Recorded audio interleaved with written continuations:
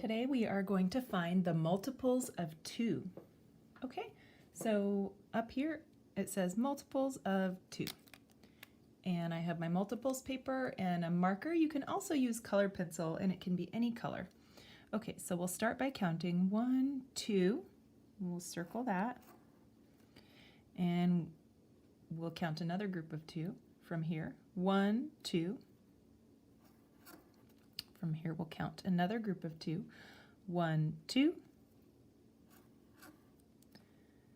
1, 2. 1, 2. Okay, now from here we're at the end of the row. We're going to count to the next row. Okay, 1, 2. 1, 2.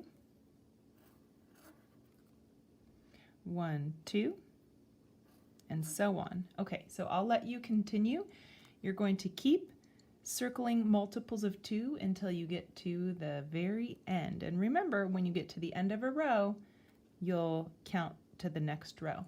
Okay, so that is your multiples of 2 sheet. And when you're done, you can hang on to it and we'll check our answers on a control chart when we're all done with the multiples. See you next time.